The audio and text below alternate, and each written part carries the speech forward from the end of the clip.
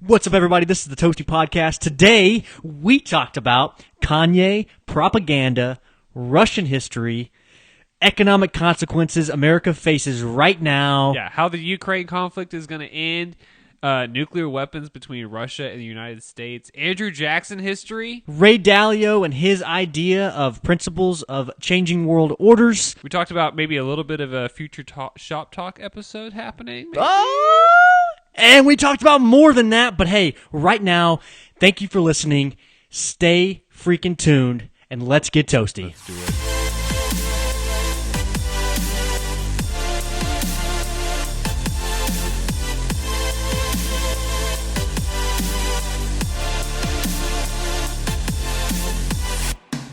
Oh, the revolving door between the corporate CEOs. Yeah, I was going to say, it's a military-industrial complex. Dude, you're telling me, man. Yeah. Knee slapper, dude. Yeah. Anyway, get rid of all that crap. Not surprising at all. That is for another rabbit hole, for sure. I mean, look at who our transportation secretary is. Look at Joe Biden's whole cabinet, and tell me that there's a qualified person in the whole cabinet.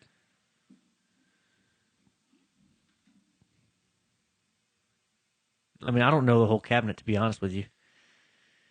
None of them are qualified. Oh, okay, cool. Spoiler, the answer is 0. Spoiler. Jesus, dude. I'm going to look that up. Yeah, please look that up, dude, because I can't be out here just like Joden, I'm a freaking like average Joe, What? man. You're explaining it to me, dude. I'm going to go to the whitehouse.gov. So, if you didn't know, Kamala Harris is vice president. If you didn't know. So Anthony Blinken is Secretary of State. His name is not Anthony. There's no H. Anthony. Oh, Anthony? Yes. And Tony here.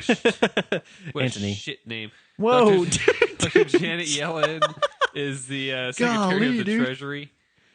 She was also the chairman of the Federal Reserve. So, I mean, that whole military-industrial complex is also like a monetary Wall Street Treasury. Yellen? Big government. Oh, no. Yellen is insane. Dude, obviously, yeah, they did some crypto stuff recently, too. Oh, yeah, the executive order. Yeah, they got leaked by Yellen. So it was leaked on Twitter, and then they decided she took it down. Whatever, keep going. Like you mentioned, Lloyd Austin is Secretary of Defense. Yeah. Merrick Garland is Attorney General. He was nominated for the Supreme Court by Barack Obama in I want to say it was at the end of 2015. And Republicans controlled the Senate at the time. And Mitch McConnell was the Senate Majority Leader, Senator from Kentucky. And he was like, yeah, we're not going to vote on that. We're not even going to hold hearings. We're going to let the people decide what they want to do with the Supreme Court pick. And basically it was like, we're going to wait until the 2016 election and left the Supreme Court vacant, Supreme Court seat vacant. So there's only 8 justices for 9 months or so, 9 months or a year or something like that. And then Trump got 3 picks. So Mitch McConnell was pretty instrumental in keeping Merrick Garland off the Supreme Court, but now he's Attorney General. So Yeah. they kept him on the back burner. Now he's basically he's a horrible Attorney General. He's terrifying. He's definitely the most terrifying Attorney General I've ever seen, for sure, in my lifetime. Deb Haaland is Secretary of the Interior. I don't know who that is, but I'm sure she's not qualified. Tom Vilsack is Secretary of Agriculture. Gina Raimondo is Secretary of Commerce. Marty Walsh, Secretary of Labor. Xavier Becerra, Secretary of Health and Human Services. Marcia Fudge, Housing and Urban Development. And then Pete Buttigieg, Secretary of Transportation. Jennifer Granholm, Secretary of Energy. And Miguel Cardona, Secretary of Education. Those are 3 really bad secretaries, specifically, in my opinion. Pete Buttigieg obviously has no idea what he's doing, totally incompetent, because of the whole supply chain quote-unquote issues. He's not doing anything to solve those issues. He's making all these ridiculous overtures to I guess like the critical race theory crowd, the CRT crowd, and basically saying, "Oh, infrastructure's racist, and we have to build new roads to keep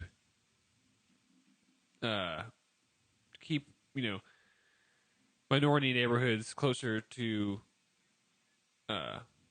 higher income areas." I guess Yeah. you know what I mean. Yeah. So there's I it's think ridiculous. Yeah. That's dumb. And then he took those 2 months off for paternity leave, which was just ridiculous.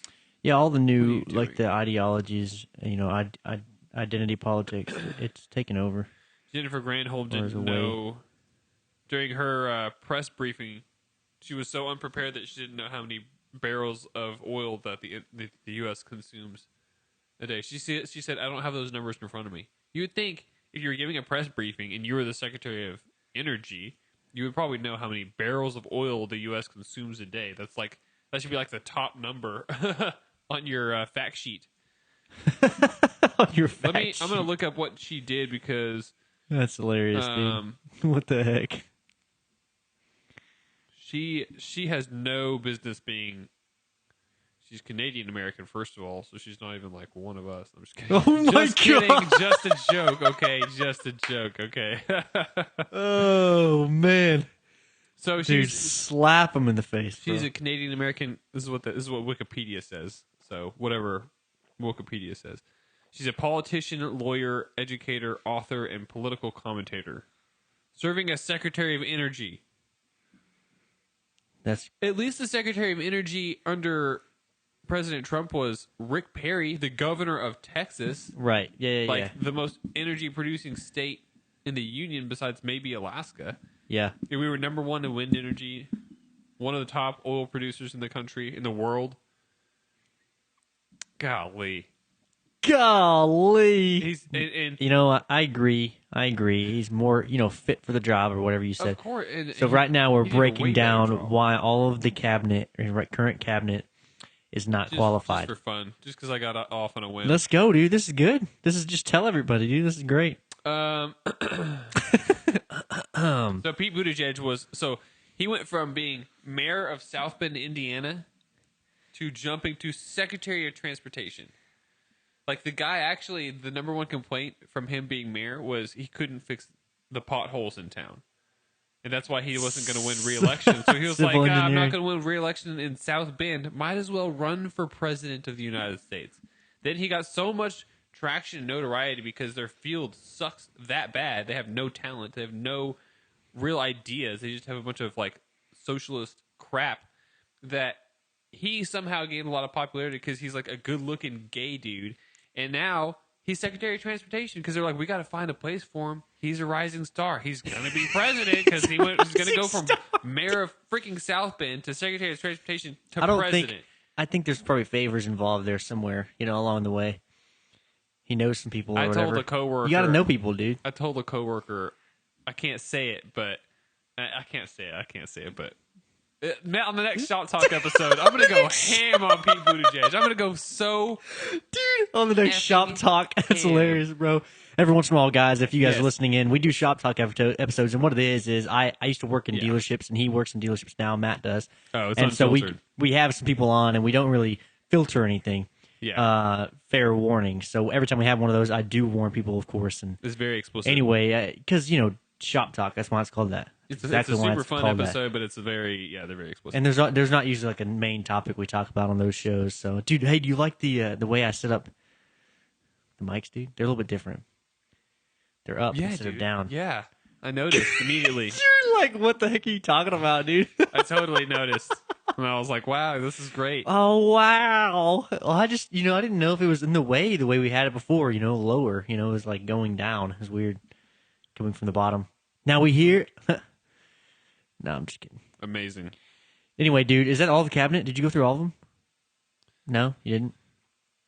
Oh, no. How many people are in a wait, cabinet normally? like Is it just well, the president chooses how many are in there because they're always Obama, different? I think added one or two. There's a Secretary of Small Business under Obama.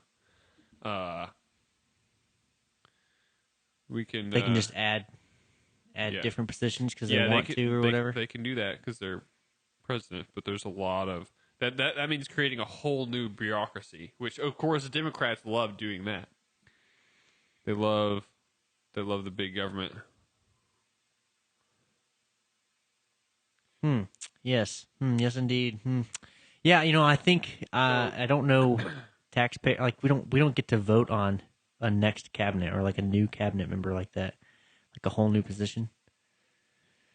Isn't that a lot of money? This is just Anyway, government whatever, for you. dude. This is just listen. So Isabel Guzman is the administrator of the Small Business Administration. Ron Klain's chief of staff. Dr. Cecilia Rouse is chair of the Council of Economic Advisors. So that's a cabinet position apparently. Linda Thomas Greenfield is U.S. ambassador to the United Nations. Okay. Catherine Tai is U.S. Trade Representative. Okay. Director of National Intelligence, Avril Haines. What is she about? That's a really interesting position because DNI is extremely powerful. And she's some random person that no one's really probably heard of. I Right? don't know who she is. I'm gonna look her up. Look her up, dude. Let's do it, bro. Get it out of here. Well, to be honest with you, I was gonna go over some of these current events, but I don't really have much going on here. Yeah, so I do Russia's know- still beating the crap out of Ukraine. Well, yeah, okay, I know That that sucks. current event, but remember I was trying to be like It's like all that's happening. non-Russia for current events and then go into the Russia history because, like, I don't know, man. It's just like people, it's an overwhelming thing right now, and maybe it should be, I guess. But a lot of So- times I'm trying to give people a little bit of a breath, like breakthroughs in biotech or some crap. I don't know, whatever. Anywho, Speaking of biotech, did you hear about the biolabs in See? Ukraine? Oh, see, here we go. Let's bring it around right back to what the fuck I didn't want to do. Okay, I'm gonna go the opposite Okay. end of the world then. How about Russo-Sino relations? Ooh, tell me, what's that? What are you talking So about? Japan versus Russia, right? That's a thing. That's been a thing for Really? like, Has yeah. it? Oh yeah, like a long time because they actually have disputed territories still in Japan. Honestly, Japan should use this opportunity to be like, okay, all of your troops, like literally 80%, are like way the heck on the opposite end of your country. I might as well just Sure, but what would happen, dude? If anyone else gets involved, I feel like that. I feel like here we go. We're in it. All the claims about World War III would then come to fruition. Well, these islands have been disputed since World War II, and Russia's military is on these islands. Like they're creeping against Japan. Russia's being the aggressor again. Oh, see, we need to know more about And this. Japan is like, no, these are our islands. So that's happening right now. It is like right off the coast. And you said, what did you say, Russo and Sina?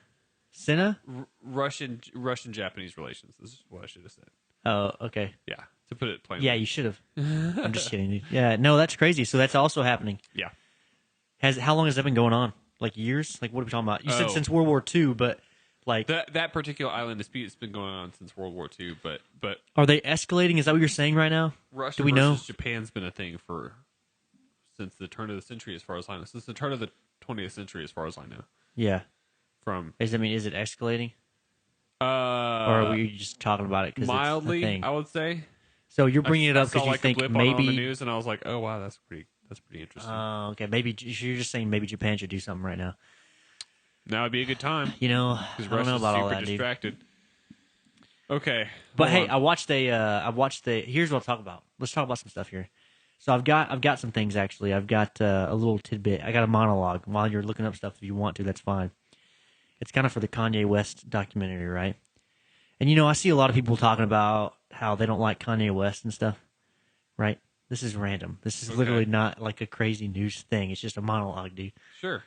But anyway, I see you eyeing over here like, what's on your Monologue away. screen, I bro? was gonna say, What's on your what are screen, you about to bro? read? But I was replying to a guy that basically said he doesn't like Kanye West at all.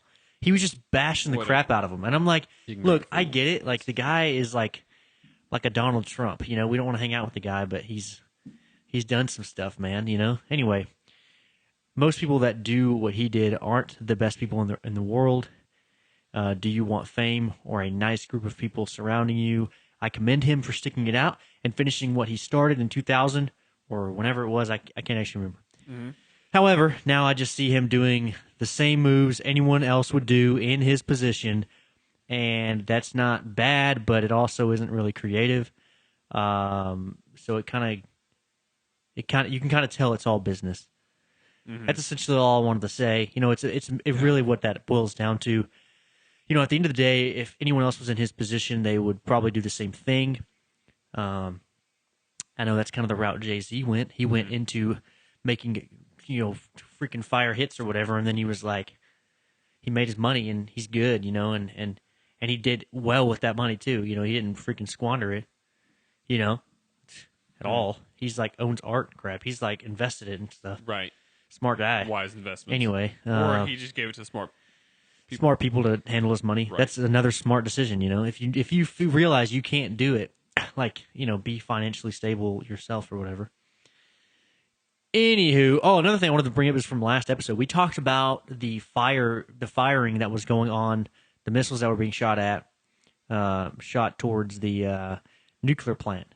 I just want to mention, a couple days after that, it was not that. It was they were firing on a building that was next to the nuclear plant. I just want to make sure everyone's clear on that. Yeah, that was crazy. It was crazy, man. The world thought there was another nuclear disaster, and then it turned out to be not. I mean, even during that podcast, I was like, a fog of war for sure, dude. You're right.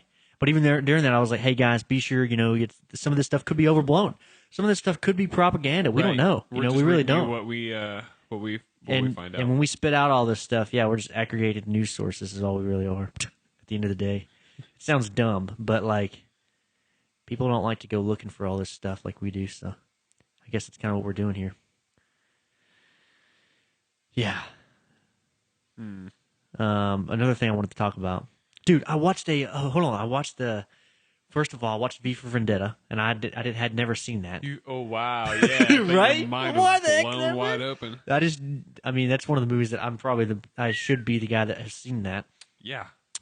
Next, great movie. I'm halfway through Zoolander, and I've never seen that. Oh, so go ahead and bash me over the head on that. There's a lot of classics that I haven't seen. Well, because growing up, dude, I do not like stupid comedy, and I didn't really like stupid comedy for the longest time. I didn't like a lot of slapstick, but some of it's great. Slapstick, yeah, like Will Ferrell, dude. I didn't like him at all. Like I just stayed away from him completely until I was like 23 or 4. What? Then I was like, yeah, okay, and I watched it, and I was like literally laughing my ass off. I was like, oh, I guess this is funny, So I don't know, man. Maybe my humor's changed too. Maybe I've gotten more. Maybe I've loosened up a little bit. That's probably what actually happened. Yeah. Because I was so uptight, now. dude. I was so high strung, man. I still kind of can be, but I was high strung like to a fault where it's like I was always mad, stressed out, or whatever. So it wasn't good. Now I'm not. I'm not constipated any longer, Matt. You found relief. Anyway, I watched a Ray Dalio video, dude. That's what I was trying to get to.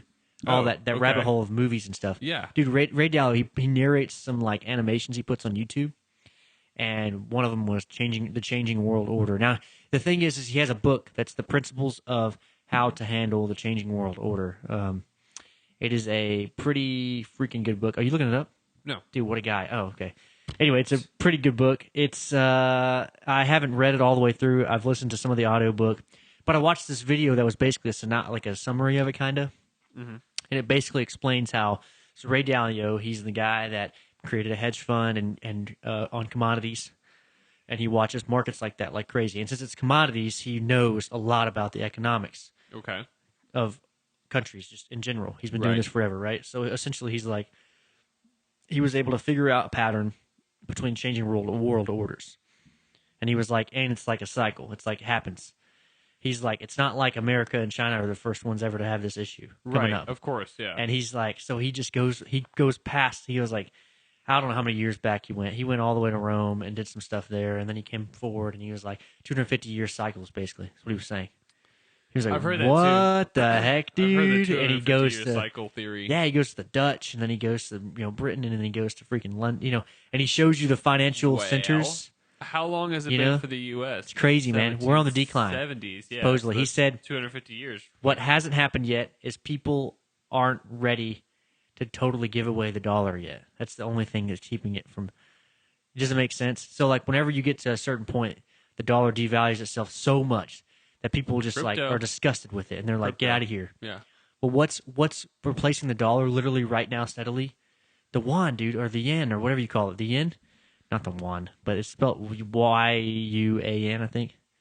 It's a Chinese yuan, yeah. Yeah, it's yuan. That's what. Okay, thank you, man. That was a. Well, the Japanese yen, and then I think I'm an idiot. the Koreans also use like it's a won or a dollar. Anyway, those are the ones that are competing right now.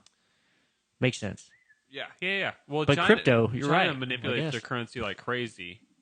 Like we have a Federal Reserve that kind of manipulates our currency like a little bit. Are you kidding me? Yeah, we manipulate the crap out of it, dude. Well, China's way worse. I mean, 10 that's times, 100 times worse. I can believe it, So, but I it's just really hard to like, figure out the exchanges as far as Chinese yuan versus American dollar and which one's going to take over because yeah. Well, also this is all under the premise that like everything is functioning as it's told to be. Well, I Like think like you just said, the Chinese yuan is heavily influenced by CCP, and they change it however they want, kind of thing, right? Mm-hmm. And then we have behind the scenes central bank, and it's controlled by freaking Right. people that are globalists and stuff like that. So we don't know, how that could go either. Andrew Jackson was right, is all I got to say. Andrew Jackson. Tell me. So here's a quick history lesson on Andrew Jackson. Please Okay, so lay it on me. I'll give you the quick bad first. And I'm not going to say like he was a great guy, he's a wonderful person. No, like he was a leader, and he did a lot of necessary and unfortunate things. So the Trail of Tears happened under his administration, which is like the biggest atrocity of his administration, I should say. Dang, lead with that. That's why you're I was like, gonna say, I'm well, not let saying me- he's let a me get the great bad guy. stuff out of the way. But there was he ran on that. He ran on dislocating American Indians in the American Southeast to the quote unquote Indian Territory, which was Oklahoma, and he was a populist that basically ran on that and ran on eliminating the national debt and eliminating the or basically running against a federal bank. So right now we have the Federal Reserve System, quote unquote, which is basically a federal bank. Mm-hmm. Back during the founding of our country, there was also a federal bank, and then Andrew Jackson eliminated it in the early 1830s. He also paid off the national debt completely. We had zero national debt in the 1830s, and we had a surplus. Whoa, no way. The federal budget was a surplus. He eliminated national debt. He dislocated American Indians because they were literally at war with European and Spanish settlers that were in the Southeast at the time. You got to think Florida and just north of Florida and Georgia. A lot of Spanish were there. A lot of Western Europeans were there. So they were fighting and warring with each other, and it was like, okay, well, this is an immediate, physically violent problem, and there's only one solution that is going to be good for my country and the people that elected me. Move these Indians west. Unfortunately, they did it in the worst, most barbaric way. I'm not condoning it. I'm just giving you a historical context. But I'm saying he was a great president in a fiscal sense because he eliminated the national debt. It was paid off. Yeah. There was a surplus in the federal budget, and he was very much vehemently against a federal banking system because he knew that it was just a bunch of freaking corporate elitists, even back then, because that was the beginning of the Industrial Revolution, and he was like, it's just a bunch of corporate elitists and a bunch of, white-wigged plutocrats that control that stuff and manipulate the common man, and that's who elected me. That's who I want to fight for, the people of America. That's what I'm talking about right there. And that's why is one of Trump's favorite presidents, because he was a populist. He listened to the people. He did what the people wanted, and it wasn't necessarily about ideology necessarily. Yeah. Trump's not an ideologue. He's a populist. Well, You know what I so mean? another thing Dalio mentioned is that during these times of decline, people want a populist because Right. internal warfare starts. And when internal warfare starts, he said it can be peaceful. Some of the changing world orders, whenever there's internal warfare in a country, has been peaceful before. He mentioned he cited like 19. I'm going to get this wrong. 1930s or something like that. Whenever we had the same thing happen, and I think Roosevelt took us off the gold standard. Who took us off the gold standard? So Just tell me who took us off the gold standard real quick. Nixon formally took us off the gold Well, standard. whoever did. Roosevelt also took us off. It gets a little bit convoluted, but in a way, he took us off. He made it to where our money wasn't backed by gold anymore. Well, okay, that's what I'm talking about. Yeah, that's what. It's not so the gold standard is an international standard in which all currency is based. Nixon paved the way for the dollar to be the international standard that all currencies are basically based against instead of gold. So he got rid of the gold standard on an international sense. Okay. So like instead of the Chinese. Okay, but Roosevelt did it for America only. Like, did that kind of thing. We're not backed by gold anymore. Kind of thing. Okay, fine. But we were still backed by silver at the time. When that happened, it was all peaceful, and he did it in a way that didn't cause a war. That's what I'm trying to say. And Ray Dalio was like, "This can happen." He said that can happen when they do it and there's no war. But a lot of times when they do that kind of thing, and we have to change some things like that, there's a war. It was because of like an internal a huge war. catastrophe. I mean, that was the Great Depression, 1929. He did those things during. His Ray first years Dalio in is not office. saying it's not. Yeah, he said early there's 30s. obviously catastrophes. He's not Right, saying there's yeah, no yeah. catastrophe. Right. He's just saying Well, there's yeah. no violence. He's like, or Exactly. war from it, you know? Right. So he's like, either you end up in a freaking, recession or whatever, or anyway, long story short, dude, he says we're headed there right now. We're not there yet. He said at the time, literally in the recordings, at the time of this recording, Americans still want to hold their money. And until they don't. Completely. Well, you know, I mean, I know a lot of Americans are Right. like crypto and blah, blah, blah, but that's not the same. This is like literally when you're like, I can't do crap. Like right now, the Russian ruble, you know? Right. Yeah. I also read reports of that. Last podcast, we talked about how do they really know what's going on in Russia as far as citizens? Apparently, yeah, and their information is there, like you said, the information is there, they can go look for it. Apparently, it's not as easy to look for it as we may have thought. Well, they don't. So, have, like, they they don't have any. The Google is definitely censored. And Speaking of that censorship, right now, dude, Anonymous hacked Russian federal agencies oh wow. and got 360,000 documents, 820 gigabytes of documents that are only media documents. Whoa. It's what not to say and things like that for all the media agencies in Russia. And it's things like articles that we see, that we have seen archived. Wow. So, like, it's insane. It's just, like, it's articles that we would see on a normal, I don't know how many years that goes back, 360,000 documents. I mean, that's a lot of articles, but it could be, like, different news sources or whatever. Yeah, But different languages and dude, whatnot. it is literally all Russian, so I don't know. Can't really read it. I almost clicked download, dude, but I was on Reddit, and I saw a commenter, and he was like, yeah, I totally would do this. If it wasn't all in Russian, I can't read it. I was like, oh, thank God. Because 820 gigabytes, dude, that's a lot, man. I wouldn't have been able to hold all that crap. But yeah, anonymous hackers did that. So it's pretty crazy. But they were trying to get it to the public. And it says Saving the world. it says get it to the public, which I don't know if that means like Ukrainian public, Russian public, or world public. I'm not sure what they mean by that. Specifically Russia, honestly, is who we want to see that. But yeah, apparently it's way harder than you think to like find the truth in Russia. And since that's already happening like that, and they're technically tech illiterate, you know, as far as looking up stuff, not really their fault, honestly, but whatever, then it's easier for them to fall for propaganda. Yeah. They just believe things 100%. Well, yeah, the internet blissful- is like heavily censored in Russia and China, especially China, and then of course in North Korea they have no internet. Right, and these are just reports that I heard as well, but you know they couldn't be true or not true. Like freaking Ghost of Kiev was false. But the other report I heard was that there were some recordings of Russian soldiers that were phoning back to home, and Russians were hearing it, kind of thing. So we kind of want that to get out, you know. Anyway, that was what I saw on the whole Russia bit. But yeah, what I wanted to do is kind of give people, you know, a little bit of a summary of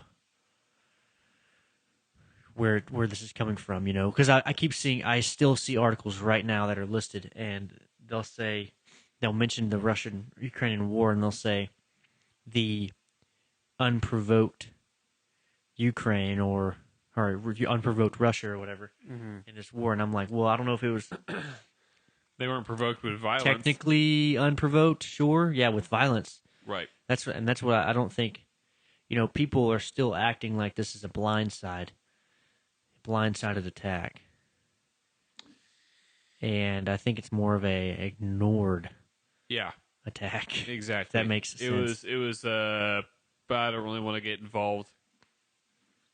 I kind of just want to like sit back and see what happens and not, Yeah, dude. you know what I mean? Like nobody wanted to get their hands dirty. Well, And no one could really believe what was happening. I feel like for like the first few days when the tanks were literally rolling in, people were like, "What is this? Some sort of what is this? Some sort of like joke or bluff?" And then they started shelling cities, and they're like, "Oh!" And now they're literally killing civilians, killing women and children. yeah. And it's like no one's really got enough stake in Ukraine to stop it. And I meant even before. I was talking about kind of there, but I meant leading up to, Yeah. what was happening. I mean, years, and so let's give people, what kind of history do we have? You know what I mean? On Russia and Ukraine. So Not the crazy long history necessarily, but Yeah. like a little bit of like, maybe they've had some wars before. I don't know. So I mean, let's see. So, I mean, just to basically start with the history of the USSR, the USSR was formed in 1922, I believe, early 20s, under Vladimir Lenin, and it included the Ukraine territory, it included the Kazakhstan territory, it included Estonia, Latvia, Lithuania, it included... I'm going to look it up, actually. USSR. Soviet Union. It was formed in 1922. It dissolved formally in 1991. And let's see. Yeah, first leader was Lenin, second leader was Stalin, and then Melenkov, who was very, very short-lived, and then Khrushchev, Brezhnev, Andropov, which was pretty inconsequential, Chernenko, fairly inconsequential, and then Gorbachev. so I have Gorbachev. Yeah, the most important one. I have a list of countries in that too. In USSR, Armenia, Azerbaijan, Belarus, Estonia, Georgia, Kazakhstan, Kyrgyzstan, Latvia, Lithuania, Moldova, Russia, Tajikistan, Turkmenistan, Ukraine, Uzbekistan. Yep. And in 2018, Ukraine withdrew all representatives of the CIS. In 2018. Wow. Okay. And the CIS is the Commonwealth of Independent States. So, it's an somewhat unsuccessful effort by Russia to keep the USSR together. Anyway, cool. There's that USSR bit. So that was for almost 100 years they were for 70 years they were part of the same. It's basically like United States kind of a thing. They're a very close union under one federal government, but they were still individual states. Yeah. So they still had their own. It's almost like if Texas became an independent country. Like Texas has its own history. We have our own culture. And then if Texas was independent for 30 years, let's say, for a whole generation and a half, then America, a much stronger country with a bigger military, comes and invades Texas again. You know, basically the same thing. Pretty much the same thing. Interesting way to put it. Yeah. Interesting. Okay. So, a lot of Texans listening to this would be like, "Oh hell no!" Like they would, "Oh, dude, that'd be." It's so funny. Most that'd Texans. be a fight, and that's how Ukraine is. And the thing is, Interesting. so it's not really like the most obviously parallel analogy, but it's a good analogy because it kind of gives you an idea of what Ukraine's going through and like the independence of Ukrainian people. Yeah. But at the same time, the U.S. is a superpower, the strongest military. Texas National Guard is a huge force, and we have a lot of resources. At the same time, you'd have to look at like what would Western countries do? Yeah, and What also, would France do about that conflict? well, also, what would military do? Because like you have people in the military that are from Texas. What happens then? They would go back So, like- to Texas. What do you mean? Right. So military. Are there any? Does that exist? Are there Russian military that are from Ukraine?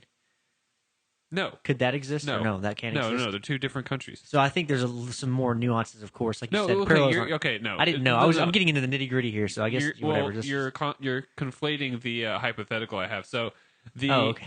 the 30 years, Texas would be its own country for 30 years. Think of it like that. Yeah. Okay, so now we've already So all the there wouldn't be- military. yeah. That wouldn't happen. Yeah. because we've already got everything separated. Like yeah, People have decided what side they're on, so to speak. like a at that U.S. point. veteran's Okay, I get you. grandkid would be like in the Texas national military. Right. At that point. Right. So- Okay. Huh. Wow. So yeah, we'd be close allies. But my thing is like in that hypothetical, think about that. Is if Texas has been its own country for 30 years, we've been rocking, doing our own thing, we've gotten more powerful, more awesome because we're Texas, and then America's just been kind of in this like stagnant decline, you know. That's actually a good parallel for what Russia and Ukraine's going through. Ukraine's on the rise, Russia's on the gradual decline / kind of stagnant growth because they're kind of just global jerks, right? And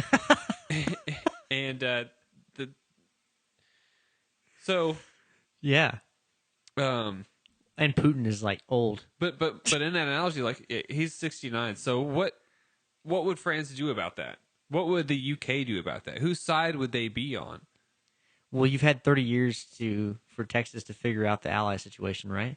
Yeah, that's true. So I mean, same token of their military. The stupid question I asked, that would be like they'd probably I would think Right. by 30 years they'd have that figured out. But honestly, if we still haven't figured it out for Ukraine and Russia, right? Because we still don't But know the what thing we should is- do for them. The thing is, Ukraine has to balance between the East and the West. You know, between authoritarian Eastern dictatorships like Belarus and Russia and Kazakhstan. They have to be friendly with those guys because they trade with them. They are borders with them, and then Turkey's right below to the south. So they have to be friendly with those guys. But then Poland is right there in the west, and then you've got all the Western nations that you really want to trade with as well because that's where the money is. That's everybody wants the Western lifestyle. Well, not everybody, but people of Ukraine want the Western lifestyle. Right. You know, they see it right there. It's very attainable to them. So, you can't really that parallel doesn't really like track as far as Texas having to balance between Yeah, because you've only got Eastern and Mexico and Western. Canada over here, and then like Yeah. America's all in between, and there's not really anything going on there. yeah Texas Unless, would already be more powerful than Mexico, and it Sure. would actually already be more powerful than Canada. Yeah, for sure. But like, okay, but all that aside, you wouldn't have unless you had like, I don't know, Arkansas decides to break off two, and Florida, Georgia, and all that over there decides to break off into one. Then you might have some things like Ukraine where there's some separate neighboring countries Right. that we have to deal with as far as trade nuances and stuff like that, I guess. But anyway, all that aside, dude. So this is the timeline kind of thing. This is the history. USSR happens, then Ukraine's like, screw y'all. Then, a lot of countries do that, of course. USSR kind of falls. Yeah. 30 years go by. Well, the thing. Okay, hold on. So the USSR falls in 1991, but Russia still, the country of Russia still has basically complete authority over countries like Kazakhstan, countries like Belarus, still to this day because they've just installed the leaders that they want in those places. Does that make sense? So Yeah, it does. So it's just shadow government of Russia. So like the veil of the USSR is still there. Like Sure. the ghost of it is still there. I don't mean to get like too like ooh, but it's still there. Like What the- people still have that memory. And I've heard I haven't looked up the stats for this myself, but I've heard the approval rating okay, so let me just back up a little bit. So Stalin, right? a lot of people heard the name Stalin. They go, "Oh, that's a horrible guy," or they don't know much about him. They know he was leader of Russia, the USSR during World War II. But he was the leader of Russia. Let's see. I'm gonna go look it up because You want to know the actual Yes. stat for his approval rating? Is that what you're going to yeah. get? So, but he was the leader of Russia for a very long time. He was a dictator.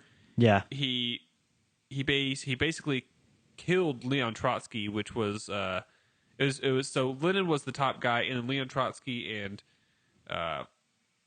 Stalin were kind of like both his co-equal number twos. Stalin was much more ambitious, obviously, and he basically had Trotsky murdered. Oh my gosh, dude. Oh, shocker. Stalin killed people. So Stalin killed millions and millions of people. He was Secretary General of the Communist Party from 22 to 53 and Premier of the Soviet state from 1941 to 1953. We still have today, dude. Literally in 2019, 70% of Russian respondents told the Levada Center that Stalin played a positive role for Russia. Yeah. His He has a previous 70% record like approval rating Yeah. was 54% in 2016. It went up. Because Putin wants that USSR propaganda to go up. Now that there's generations that have passed since then, they have Yeah. propagandized those new generations, our generations Yeah. of Russians, to kind of glamorize the old days of the USSR. And basically, remember they're when we were a much bigger territory. Remember when we had the West by the balls and we could really twist them and do what we wanted. Remember when we had half of Germany. Remember when we had all that? We had that real power. yeah. And Kennedy was shaking in his boots at Khrushchev. Hey, What do we have now? What do we have now? Seriously. Yeah, and, no, and and Putin then- is really, manipulating his people to. Well, he can also paint any picture he wants of Stalin. He can literally paint any picture he wants of Stalin. Right. I mean, apparently, this Especially Russian's after like generations are removed. it's a purely mythological image of Stalin, very far from the historical actual figure. But Right. that's what they're doing. They're painting this. Yep. So deleting history literally is what happened. And men don't live as long in Russia. Like the average life expectancy for men in the U.S., I think, is like 76 years old. For women, it's like 80 or 82 or something like that. It's pretty good for the U.S. Pretty good, not the best in the world. But for men in Russia, it's like 64. Like they just don't live very long in Russia. So that said, it's like it sounds kind of like Well, because Russians are oversimplistic. freaking hard, dude. They're Exactly. awesome, honestly. They may not live as long, so the generations go by faster. If that makes sense, Yeah, you know what I mean. yeah. So they can change what they need to change. You don't quick. hear like no the World War II Russian generation's been dead for 50 years. Okay, so going off of the approval rating of Stalin, where are we going with this? So we have So what I mean by that is like Putin has reinvigorated the glory of the USSR. They don't remember. They don't know. They don't remember. The nation does not have the memory of the famine right. and the horrible the gulags. Like they don't.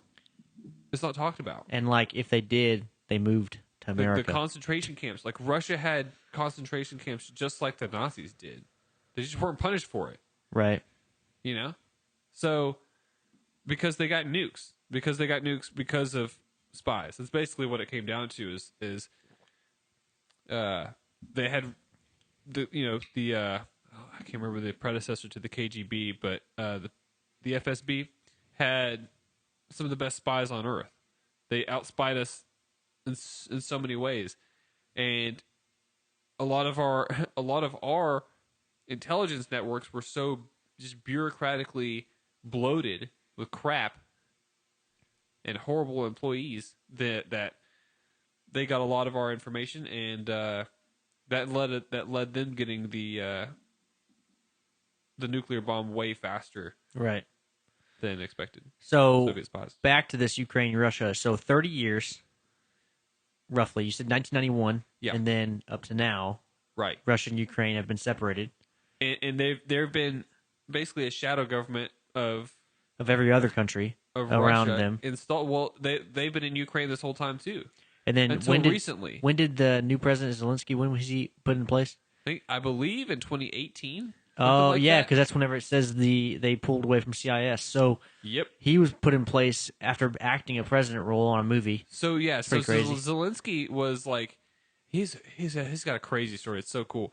He was like on the Ukrainian version of Dancing with the Stars, and he won like some talent contest on TV when he was 17. Then he got on, show after show.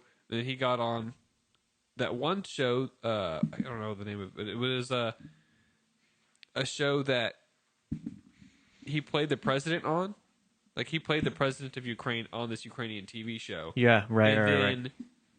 he starts. So he and the producers of the TV show make a political party based on the TV show, and then win the presidency of Ukraine IRL in real life based on that political party that they made up from a TV show.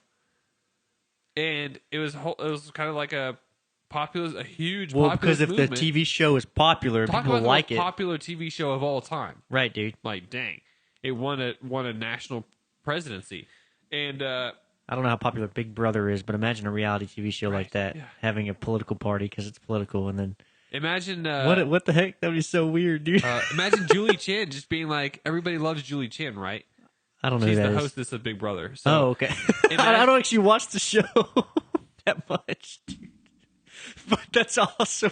I actually applied to be on it, but I don't even watch it that much. By the way, if you're watching and you're on the Big Brother cast and crew, whatever the heck. Just hi, Julie. Anyway, that's what you got to do, man. That's the Big Brother thing. Hi, Julie. So anyway, it'd be like if Julie Chen, she's super beloved, right? If she were to run for president and win, like, whoa. On the Big Brother party, dude. right? Which would be a horrible political party because it's like Big Brother's like, Well, right. we had an actor do it before, right? Roosevelt? Not Roosevelt. What? Who was an actor? Kennedy? Sorry. Who was Dude, an actor? Stop. Someone was an Stop actor. talking. Who was the actor, bro? No way. Reagan. My bad, dude. There you go. Wow. Whew. Yeah, you'll get there. You'll Heck get yeah, there. dude. Hey, I'm not the guy. I'm not supposed to be anyway. Do you know of any other popular entertainers that became big politicians or governors or anything like that? Governors? No. Well, yeah, Arnold Schwarzenegger, There you dude. go. There's one. Look at you. There you go. Sport. Jesse Ventura, You know what? pro wrestler, governor of Minnesota. Oh, cool. Neat. Neato burrito, dude. But all I'm saying is, for us, it'd be like celebrities. Like right now, it'd probably be like Elon Musk type of people. Yeah, Elon Musk could be a pretty good president, I think. Maybe he could be, but I mean, that's probably what kind of thing would happen here if we did that kind of thing. But it's a populist idea. That's what it is, man. Mm-hmm. When people go down, Hitler was a populist. I mean, like, Yeah. let's all be honest here. Well, yeah. When you're in times of that, like Russia, Populist fervor can be really good and really bad.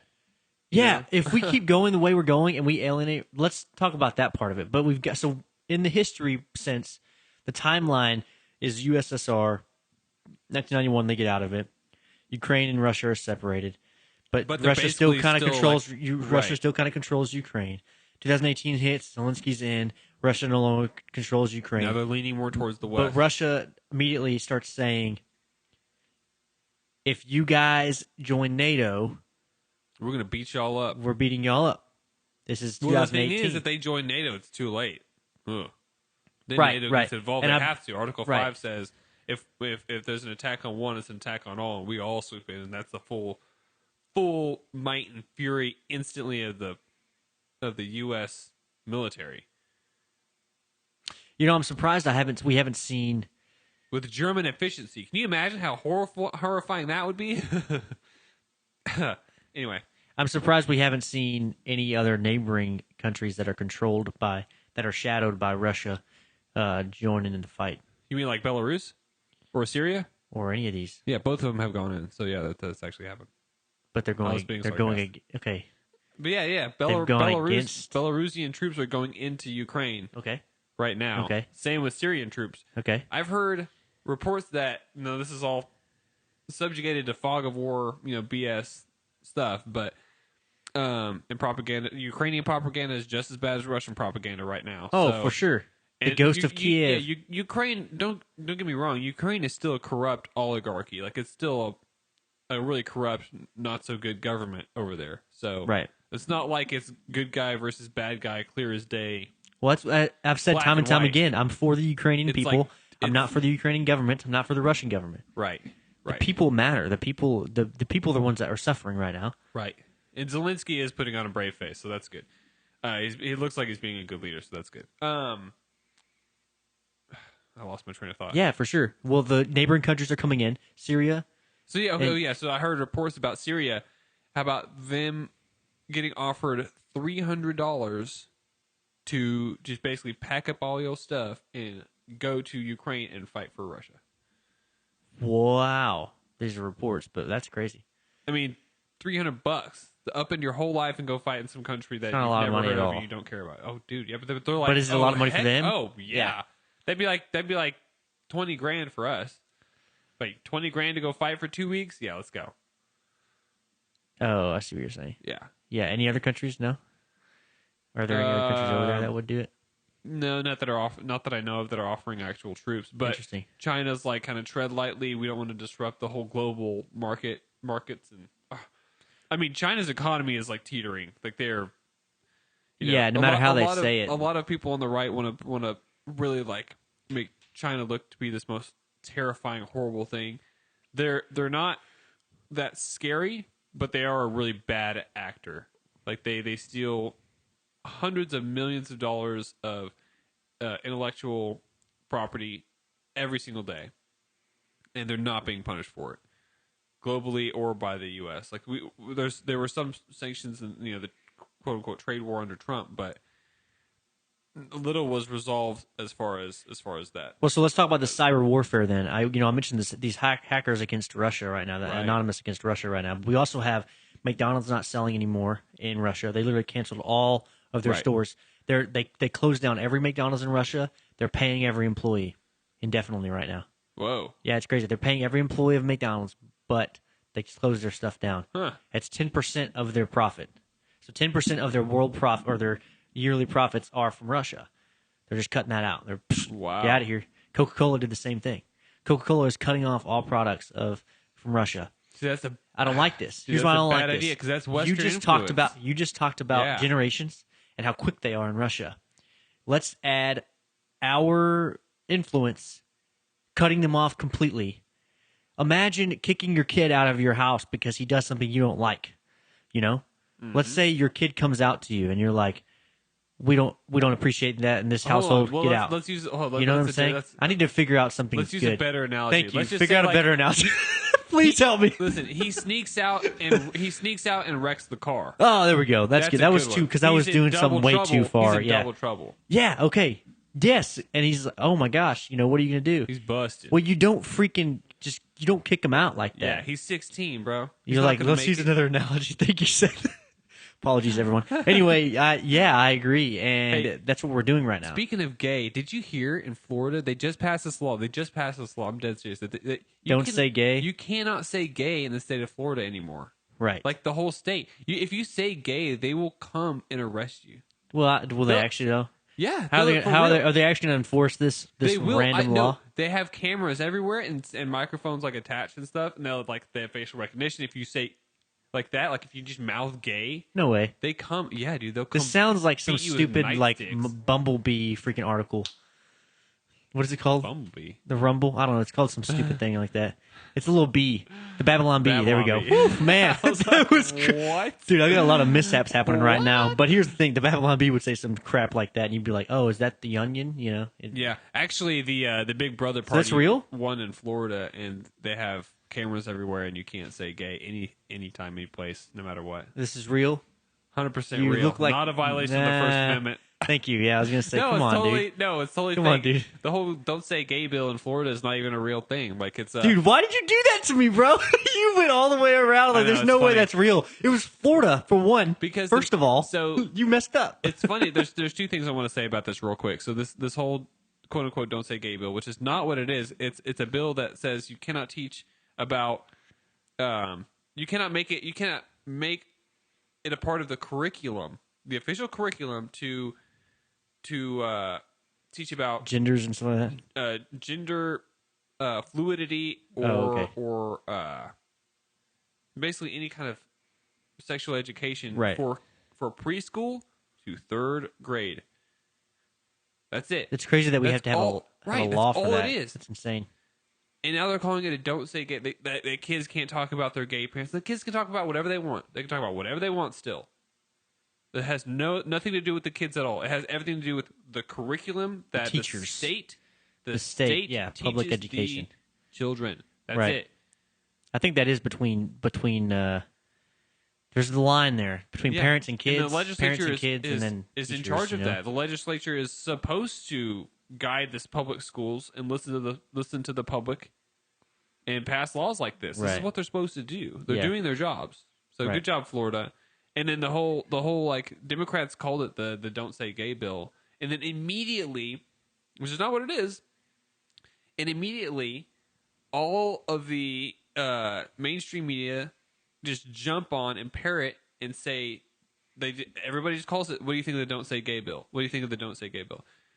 And it's like that's not what it is, and they're just literally parroting what the Democrats are calling this bill. It's like it's like this is a good analogy. I think Ben Shapiro made it on his show. Is like if in New York you can abort a fetus up to 9 months, right? Basically up to the moment of birth, right?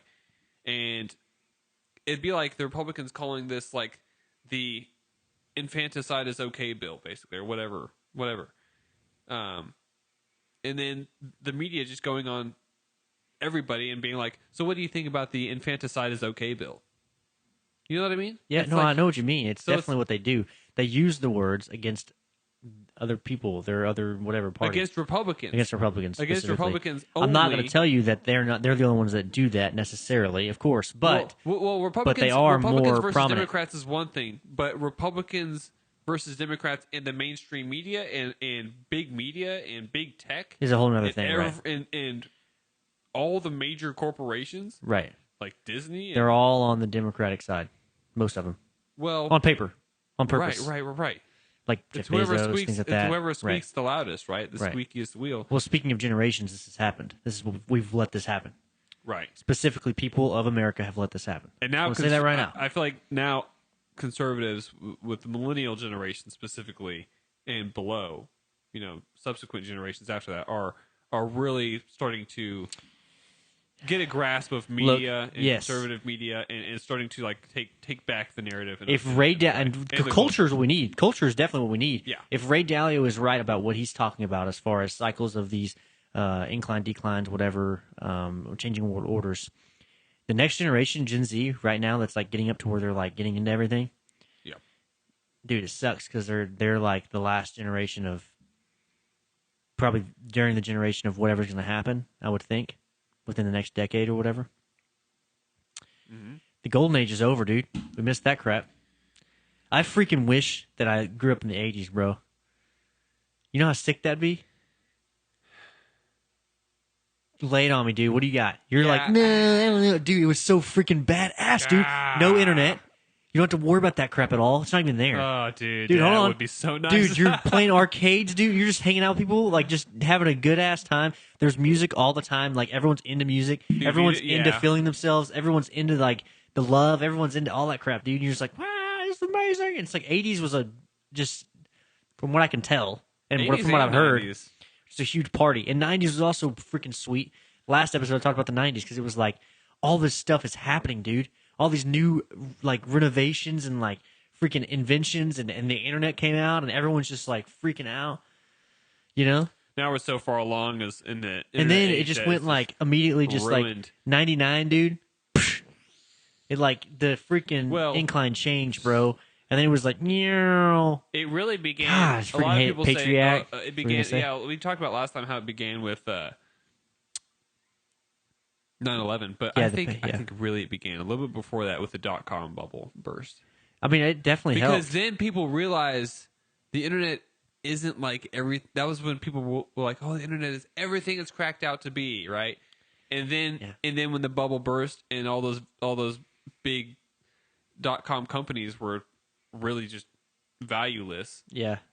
What if the same thing happens? People realize like, oh crap, this isn't everything it's made out to be. Yeah. And so, well, speaking of something like that, what if fusion energy is like that? It's not everything it's cracked up to be. Because apparently it's just going to be this amazing thing. I know it's like 10 years down the road. It's like we have a long time till we're even starting to do anything like that. Yeah. But I don't know, man. That 20, might be 30 another years thing before where it's we're like, commercialized, if it's commercialized. And the thing is, if it's bigger than we it's think. like allowed to be commercialized, because the thing is, the public knows about it. It's not a secret. It's not widely known, right? Yeah, I don't think it's widely known But I actually had a listener ask me, is like, well, what do you think about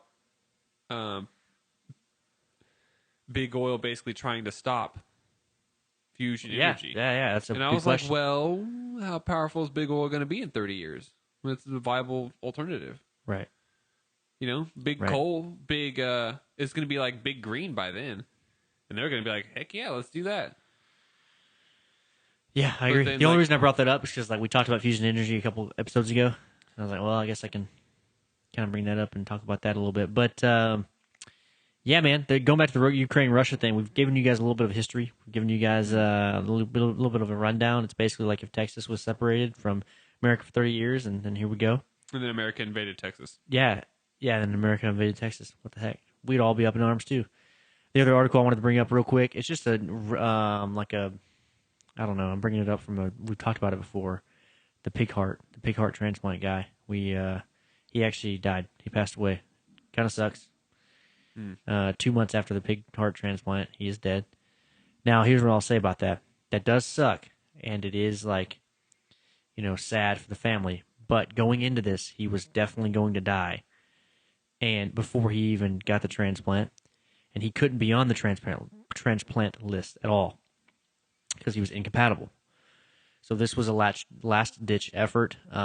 With that said, I think you can still learn a lot from this stuff, doctor-wise and research-wise. I'm not saying they should do this just for research, but they could have. He may have been saved. So it's kind of a 50-50 shot at that point. Anyway, with all that said, I just wanted to bring that up. That's another article, another thing that happened. That goes back on an article we talked about recently in another episode. So, anyway, dude, you ready? I'm For ready. the Facebook Warrior? Oh, yeah, bro. This is the question this week, guys. If you guys want to be on a Facebook Warrior, that means I read your comment out loud and read your name and all that stuff. You go to my Facebook page or go to the Toasty Podcast Facebook page and answer the question that I have there. There will be one question a week. And I will hashtag it FBW and Q&A so you'll know which one I'm talking about because I do post a lot of stuff. If you're still listening, I'm so glad. And if this is your first time, you're welcome to the #1 political podcast in DFW. We also talk about society and culture. And if you haven't already, subscribe, follow, hit that like button. And last but not least, and probably the most important, go rate the show on Apple Podcasts or the Facebook page, the Toasty Podcast. How do you believe Ukraine and Russia will resolve the current war? The reason I asked that is because I didn't want to ask, do you think America should get involved? Because that's kind of already happening. I wanted to see what's the end result going to be, guys. What do you guys think? Because there are a lot of outcomes that could happen. We talked about possible outcomes on our previous episodes. You guys can go listen to that if you want. First commenter, Cody Holland. Someone on the inside takes care of Putin. Wow. Russian troops shrug and say, guess I can go home now. What do you think? So basically he's saying someone assassinates Putin on the inside. Okay, so that was said. That was mentioned. He's not the first one to mention that. Oh yeah. But yeah, people mention that for literally decades. So no, I don't think he's going to be assassinated at all. He would have been. There's no way. I just don't think. I agree. It's not going to happen. I was thinking more along the lines. If Russian soldiers, if he was assassinated, I don't think Russian soldiers would just give up and just be like, let's just go home. Right. He's thinking they're all like, they don't like their leader. But they do, like what we just talked about. Actually, the sentiment turns out, I think there's a lot of approval rating for Putin. I mean, he's only gained them territory. Yeah. He's gained parts of Georgia. He's gained Crimea. Imagine the Ukrainian sentiment of, we're going to fight for our country, but on the Russia side. Right. What if? They wouldn't stop. If Zelensky dies, Ukrainians are going to keep going, guaranteed. If Putin dies, I feel like it's the same scenario. Mm-hmm. Someone commented on that and replied to that and said, that's what everyone is hoping for. I'm not hoping for that. No, that's gonna be I don't more want to chaos. Yeah, it'd be than way anything. more. World War III. You want to talk about World War III? Yeah. Let's talk about something big happening, catastrophic happening. Franz Ferdinand, ring a bell? Franz Ferdinand. Doug Worth, global nuclear war. We all die. Huh. No. I think that he's being sarcastic. Russia's nukes don't even work anymore. Next question. Next comment. What? Well, that's not true, right? Well, do you know how expensive it is to maintain a nuclear weapon? Is that just one of those questions? Do you know? Is that just one of those questions? I don't know off the top of my head, but I know it's okay. extremely expensive. If you're listening right now and you know how much it costs to maintain a nuclear look weapon, please. What? You're going to look it up? Yeah. Email us, listentoastypodcast@gmail.com. Someone replied to him and said, a higher probability than most people think. That's Lee Cash. Lee Cash said, a higher probability than most people think. Well, I mean, it could be. I think that, here's what I think. Speaking of this specific comment, talking about nuclear war, I mean, do you think that, Putin knows he's close to like dying, right? Like he's like getting up there in age, right? So if he knows that and he wants to leave his legacy, where do you think that stops for him? You know what I'm saying? Wait, repeat that question. If Putin is getting up in age and he knows that, but he also wants to leave his legacy because seems like the type of person that would want to leave his legacy. Course, yeah. What would he do? What would he stop at? He wouldn't stop. He would stop at nothing to leave his legacy, right? You think? Absolutely not. Compared to from what he looks like on screen, I would say he's going to do it. He's going to have. He wants banners of himself. He wants. He wants Lenin, Stalin, Putin. That's what he wants. And if he has, and he is on track to get that. If he has the resolve he's had so far, and we end up in a nuclear situation, I don't think he would hesitate. That's what I'm trying to say. That's all I'm trying to say. Next guy, Brian Casco. We had him on the show before. We actually want to have him on again because it was. I just want to hear his thoughts. I want to hear what he has to say. He wants to talk about guns, but anyway, I say they need to just handle all this in the metaverse. Give me a break. That's funny. That's funny, but. Oh man! Lord. I'm sure some people were like, "Why don't they? Why don't they?" Some 19, 18-year-old guy on his computer reading that. Well, can't they?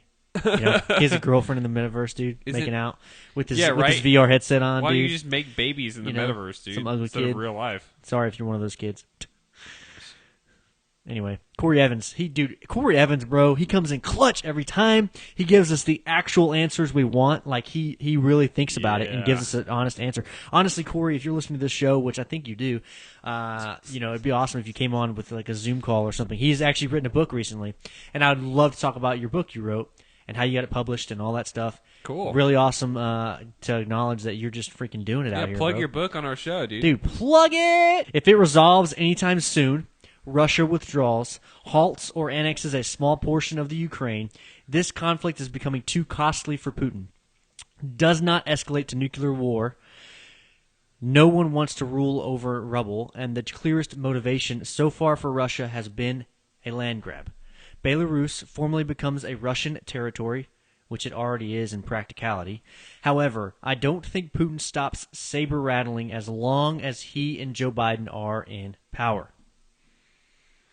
I pretty much agree with all of that, except for maybe the part where Belarus formally becomes a part of Russia. You don't think that'll happen? I don't think it's necessary for Russia to have that. I think it'd be more of a liability than an asset. But hasn't Zelensky already said so?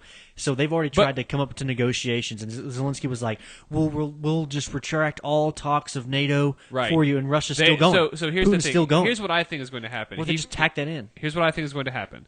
I think that basically all of that, except for what I said, and then adding on to the Ukrainian side, he just left out Ukraine. Like nothing's going to happen to Ukraine. No, Ukraine. No, he did. He didn't. He said, if it resolves anytime soon, Russia withdraws, halts, or annexes a small portion of the Ukraine.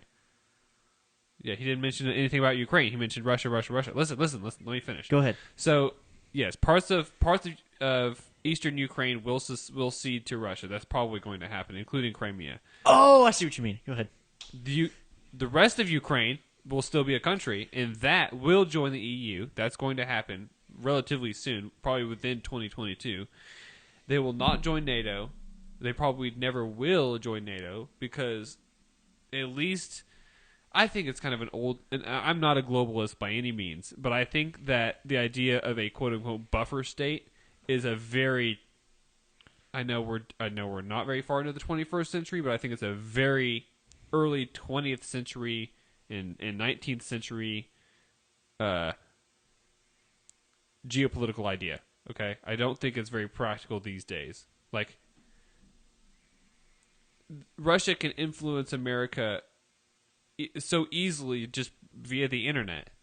You know, right? There's no need for a buffer. Buffer no state doesn't even if the one's there, it doesn't matter. I understand that physical land is very important and that territory is very important. That reality is real. Obviously, the metaverse joke was not lost on me, but at the same time, I feel like actual buffer states, like between Poland and Russia, I don't feel like it's as necessary as it once was 100 years ago or 50 years ago. So that's kind of where I'm leaning as far as like why not have Ukraine join NATO? I feel like it would be a safer world if Ukraine was in NATO. It's more deterrence as opposed to like there's this big old giant hunk of land that that Russia's biting off little chunks, and then all of a sudden you've got the West wanting to bite off little chunks. You know what I mean? Yeah, but are we fighting underestimating over the middle as opposed to just having the middle just join all of the rest of NATO? I understand what you're saying. Cut it off right here, and it's like you can't have any more, dude. You're done. Okay, Putin's insatiable. He's not going to stop. He's not going to stop until. So will that not? But he's also not stupid. He's also very logical. He's not going to go in unless he's got an end game and he knows what he wants. He knows what he wants. No, I agree, but I think he made a mistake. I think he actually did make a mistake, and I think he did underestimate Ukraine. Yeah, I think it's taken. That actually happened. I agree, but he is logical. He is there, but he may. 100%. But the only thing is, I think it's taking him about a week longer than he wants it to. Also, is it him? That's about it. Or is it his quote unquote cabinet? Is it his? He's surrounded by a lot of yes men. Is for he sure. And in the state of mind right now? Do we know? We don't know. We have no idea. No, there's a ton of speculation, and the one thing I've heard is that he's sick. He's got a puffy face, and that obviously that happens with old age. When you turn 70, you kind of get your face gets puffier. I mean, it happens with everybody. It happens with there was a picture that 70, I don't know if it was going around the internet. I don't know if it was real or not. It was him, and then the long freaking table, like longer than this podcast table. That and then was his the other cabinet, thing I was going to mention. His cabinet. It was because of COVID. Apparently, he didn't want to get COVID He's from it. That was a report paranoid from the news, right? of something. Because we don't know if it's COVID or not. Because we don't. It's speculation. Right. Yeah, for sure. But there are a lot of pictures. That was what I was going to mention. He is separating himself physically, like by 10, 20 feet. These are big tables. Yeah. Like 2 or 3 of these podcast tables, easy. And this podcast table is actually really freaking long for being in a studio. It's like 7, 80 inches, bro. Yeah. So I don't know why I know inches, but whatever. But so he's like physically separating himself. So it's peculiar, but it could just be a show of power. Like this is how far away from you I am, or it could just be because he wants to isolate himself. Or it could be Yeah, it could be a show of power, a show of like, look how far ahead of you I am. Look how unattainable I am compared to you. Or it could be paranoia from like germophobia, or it could be paranoia from assassination. Well, that's another good point. I mean, definitely a good you point, could have slipped something in my Coke a while ago, right? He's been known to apparently poison doorknobs. I looked into this a little bit. I didn't know what Putin what the kind of stuff he did, but he poisoned the doorknobs for like American officials apparently at one point. I don't know how long ago this was, dude. It could have been forever ago, but apparently he's done it, and he poisoned the doorknob, and it got on the guy's hand, and somehow it killed him. He killed a guy. He killed a political opponent with radiation before.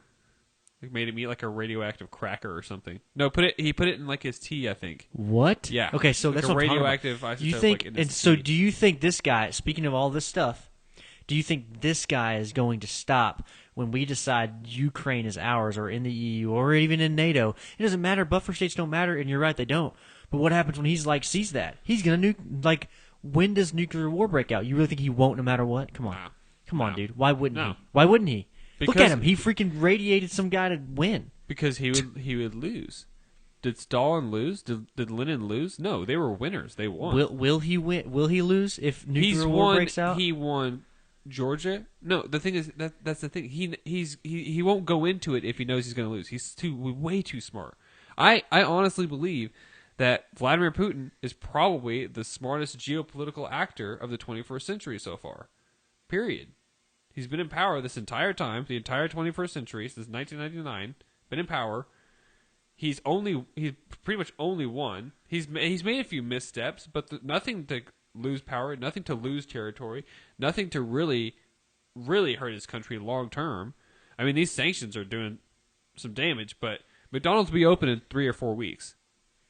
You know what I mean? Like, things will go back to normal in Russia in 5 years. But they will also have hundreds and hundreds of square miles of new territory. Okay. You know what I mean? Yeah. I mean, America did that like gangbusters in the 19th century. We just expanded like crazy because we could. Now he can't expand like crazy because it's the 21st century, and that's just not how the world works anymore. We're in the end game of Risk right now. But he's not gonna jump into something that he knows he can't win because he doesn't want to be seen as a loser. He doesn't want to be seen as a Brezhnev or a Gorbachev. He because then hates Gorbachev. Well, then Xi Jinping would probably not even like talk to him like he is now. They're like buddy apparently, and so. Well, yeah. They haven't always been like that. No, but yeah. the show of force matters. So, like, if Russia loses, then Xi will be like, well... I don't want to hang out with the losers. I want to no, hang out with the winners, like Joe Biden. Yeah, like Joe Biden. What up? Oh, we're all screwed. Oh, yeah. Oh, man. But, okay, right, so, that's hey, a good point. Real quick, to go back on this, I looked it up. So, the CBO just came out. This is super recent, actually. Well, not super recent, but within the last year. The CBO, Congressional Budget Office... this is just from the Hill. The U.S. nuclear arsenal to cost $634 billion over the next 10 years. That's from March of 2021. How much oil costs? No, that's how much our nuclear arsenal costs to maintain for 10 years. About $60 billion a year. Ain't cheap, bro. But I know, but you don't think Russia's making that money? What was the GDP again? We looked at it last time. The GDP of Russia? It's like a tenth of what we have. It was like 10 million or something like that, right? Sorry, 10 billion or something like that, right? 10 trillion. Sorry, 10 trillion, right? No. Because we're like 39 trillion, right? No. Hold on. Let's look this up. I'm sorry, dude. You're way off. It's about I'm sorry, our dude. GDP is about 17 trillion, I believe, and then Russia's is about 1.4 trillion. Russia Federation 1.4 trillion. We looked it up like a couple weeks ago. I know we did, dude. I couldn't remember at all. Like I'm just like, meh. So I want to look up the United States, dude, just to make sure. I think it's like 17. Is it really? I guess I thought 30s. Why did I think 30s? Maybe it's 21. It's something like that. It's like way higher than everybody else. It really is, dude. No, ours is. I thought it was in the 30s, bro. What is it? Is it 19? I'm looking right now. I think it's 19. I think ours is 19. In China's is like 13 or 14. It's creeping up. Okay, 20. Whoa, what? This is all whack. Hold on one second, dude. I'm sorry, guys. I'm reading this. Hold on, I'm just trying to find look up this. U.S. GDP. Oh, it was going by quarters. Don't go by quarters. Just show me the freaking GDP, bro. 20.94 trillion. There we go. Thank you, dude. Jeez. Just Google it, bro. 20 point. I did. Oh, this is okay. 2021 is expected to be 22 trillion. China Damn. is 14.72 trillion. They are creeping up. Anyway, back to what I was saying. Yeah, their GDP is not like that much at all, and now it's less because we're not buying from them. Apparently, we're not buying oil from them or whatever. So we didn't even really talk about that, but I just kind of wanted to give you guys a history of what's going on with this war. So it's not necessarily unprecedented, in my opinion. This whole war thing, it's not unprovoked, though violence was not the provoking measure. And just to wrap that up, 30 years in the making for Russia to want Ukraine back. And recently, 2018, so that means like if you broke up with your girlfriend and you wanted her back, 2018 to now, that's not that long to get over a breakup. So a lot can happen between the two. Hey, real quick, so yeah, just some nuclear that was weapons. The wrap up. This is cool. Some nuclear weapons stats. So the United States has done 1,054 detonations. We have detonated over 1,000 nuclear bombs. I don't know if that's surprising. I don't know if that's surprising. That's shocking. Is it? I thought we were testing them all the time. I thought we detonated like maybe 100 or like 50. I thought we were detonating. I thought don't we have to test them? Don't we have to test them all the time? Like I would expect more, honestly. Like think about missile testing 1,054 and stuff. nuclear detonations. That doesn't mean that it's all freaking crazy, huge, like massive explosions. Yeah, it does. No, they're nuclear explosions. That's what it. Yeah. But isn't there a range, dude? Like for a nuclear bomb, it doesn't have to all be crazy. No, they're just all either in the desert or in the ocean. Bikini Atoll, or you should see the range of dates on when they were detonated. Because I wonder if almost all of them were done before we bombed Hiroshima I could tell you, and stuff. Like you know what I mean? 1945 to like 1960. So that's probably the range. Ish. You're thinking modern day? Probably not. I thought they had more control over it now. I'm just saying I thought they had smaller ones and bigger ones, and you know what I mean? That's all I'm saying. Whatever, dude. Doesn't matter. Let's wrap this thing up, dude. We gotta wrap this up. Sorry. So Russia has... Okay, so supposedly they have 4,447 nuclear warheads. About. I don't know what that's from. Independent.co.uk. And then the U.S. has 3,750. So it sounds like they have a lot more nukes than we do. Mm-hmm. Ours costs $60 billion a year to maintain. Okay. Our GDP is like $19 trillion more than theirs is. They have more nuclear weapons than we do. And less GDP. And you think they maintain all of them? Or they're just lying about how many they have. Yeah, I think there's no service that keeps track of that. Yeah. They don't have to. They're not a part of any organization, like a world organization. They're themselves. Well, actually, the International... you talked about this last time. There is one. Yeah, there is an organization or association for it. But like, come on, dude. You can't. They can probably like fumble reporting or numbers or whatever, and make sure it's wrong. I mean, hiding nuclear silos is pretty hard in the satellite age. And hiding making nuclear weapons is pretty hard. Like, we know when Iran is doing it. Oh, we're watching. We're watching, bro. If it's one thing that the United States intelligence community can do, is it's watch everybody else, live their lives. And so. Well, on that note, guys, I'm glad we got to be here with you guys. I'm glad you guys got to join in on this conversation, Yeah. I'm going to have a little more bit guests. Of historical context. You learned about Andrew Jackson and you learned about Russia and Lenin in the same podcast. Like, come on, man. That's what it's all about. Number one, politics, society, culture. What up? Also, I'm going to have more guests coming on soon. It'll be random people that have nothing to do with politics necessarily. I just want to have everyone on. I want to talk to everybody from all walks of life. Doesn't matter what political background. I want to know things. Tell us about it. I want to know things. I want to learn. He wants to know things. I want to argue with you and tell you why you're wrong. Dude. I'm just kidding. I'm not going to be combative. I've been cool. I'm cool. Bro, we're trying to get them to actually come on the show. They won't come on if you. Okay. I know. All right. Just kidding.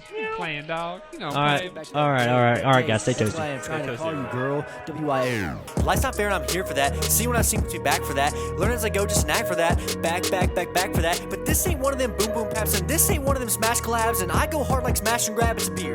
Yeah. Now all I want to do is make clear that all I'm trying to do is rap, but not like one of them mumble queers, cause all they seem to know is trap. You notice how I switch a flow for y'all? Just to see y'all clap. Look, when it comes down to it, I'll get right down to it. Yeah. Toasty.